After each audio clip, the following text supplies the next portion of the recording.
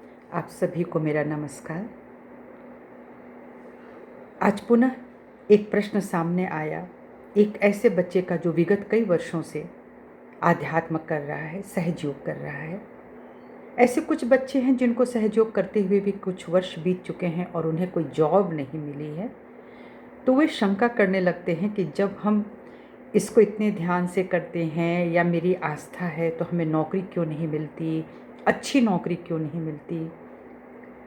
यह प्रश्न बहुत स्वाभाविक है। हमें लगता है कि जब हम भगवान को मानते हैं तो सब कुछ मेरे अधीन होना चाहिए, माने मेरा एक अच्छा जीवन हो जाना चाहिए, धन संपत्ति से हमको भर जाना चाहिए, जो हम सोचें वो विश मेरी पूरी होनी चाहिए।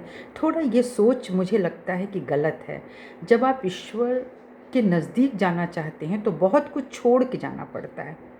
बच्चों, आजकल हो सकता है कि ये जो आपका आज का जीवन है उसके पहले के जीवन में आपने बहुत कुछ आध्यात्म मांगा था, ईश्वर को प्राप्ति के लिए इच्छा करी थी और वो समय निकल गया होगा।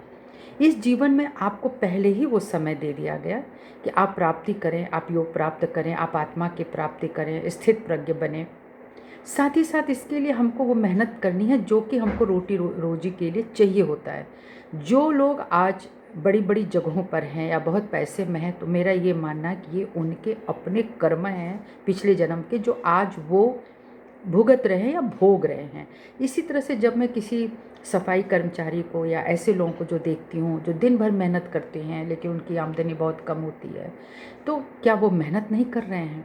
वो मेहनत कर रहे हैं लेकिन उनका जो प्रारब्ध है वो उनको वहीं तक ला के छोड़ रहा है। और इतना ही नहीं, मैं ये भी कहना चाहती हूँ कि मैं एक सफाई कर्मचारी को देख रही हूँ, सिर्फ अगर उनका उदाहरण लेती हूँ तो मैंने ये देखा है कि एक सड़क पर साफ़ करने वाला व्यक्ति जो शायद नगर निगम का होगा, उसकी थोड़ी एक तनख्वाह बनती होगी। जो घर में हमारे सफाई कर्मचारी लोग आते हैं या जो भी हमारे घर में टॉयलेट साफ़ करते हैं ये लोग, उनको हम कितनी तनख्वाह देते हैं, वो कितने घरों में काम कर सकते हैं, कितनी मेहनत करते हैं, पर कितना प्राप्त करते हैं। उसी तरह से जब मैं किसी ऐसे संस्थान में देखती हूँ जैसे आर्मी वगैरह में या पुलिस डिपार्टमेंट में, तो मैं जानती हूँ कि उनको वहाँ बहुत अच्छी सैलरी मिलती है। एक घर को साफ़ करना होता है लेकिन अच्छी सैलरी होती है। तो ये भी तो एक तरह का प्रारब्ध ही है ना, कि एक काम करने वाला व्यक्ति तो एक जैसा ही है, एक ही तरह की मेहनत है, बल्कि उनको ज़्यादा मेहनत है जिनको कम सैलरी है। तो ये चिंतन करने की बात होती है जिस पे मैं चिंतन करती हूँ कि ये उनका अपना प्रारब्ध था कि ये कर्म। और मुझे तो कभी कभी ये भी लगता है कि आज जो सफाई कर्मचारी हैं पिछले जन्म में पता नहीं ये राजा न थे, हो सकता है वे राजा हों और उन्होंने कुछ दुरुपयोग किया हो पैसों का, रुपयों का, अपनी स्थिति का, और जो भी कुछ ऐसा हुआ होगा जिसका आज प्रारब्ध वो भोग रहे हैं कि वो सबके घरों में घुस करके सफाई कर रहे हैं।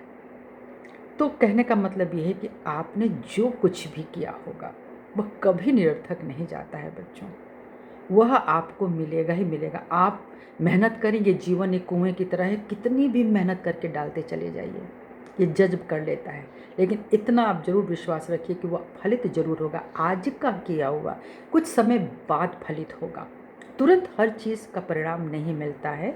इसलिए अगर आपके अंदर कोई संदेह है, कोई भटकन है, तो प्लीज़ ऐसा ना करें। आप ऐसे सोचें कि अगर मैं सहज का प्रचार प्रसार कर रहा हूँ या किसी भी तरह के अगर आप आध्यात्मिक जीवन जी रहे हैं, तो आप कितने घंटे उसको दे रहे हैं?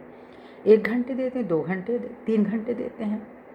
दिन के जितने भी समय आपको मिलते हैं वो आप पढ़ाई में लगाएं, अपने करियर को बनाने में लगाएं।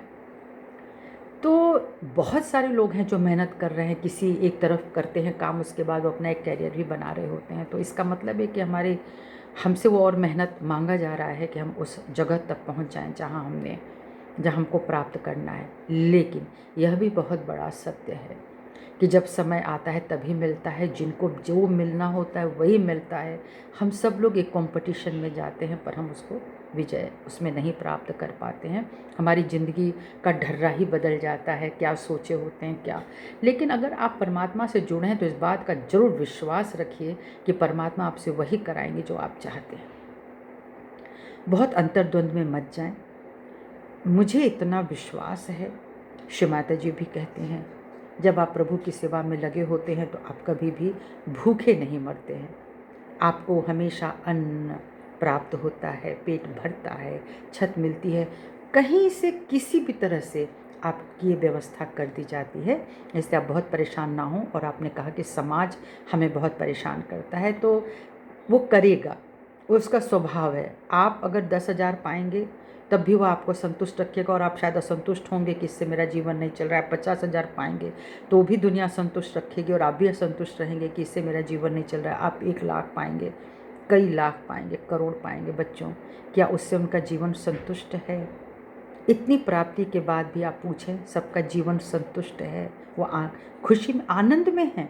तो आनंद तो हमेशा आत्मा से प्राप्त होता है, और आपने आत्मा को प्राप्त किया है, आपने आत्मानंद प्राप्त किया है। आप स्वयं कहते हैं कि इतनी शांति कभी मेरे भीतर नहीं थी, ऐसा जीवन मुझे कभी नहीं मिला था, एकदम सुकून है, जैसे फ्री हैं हम, लिबरेट हैं, हम कुछ भी चाहे कर सकते हैं, जो प्रभु के नज़दीक हमको ले जाता है। और ये बहुत बड़ी कृपा है कि अगर आप प्रभु की शरण में, सबको नहीं मिलता।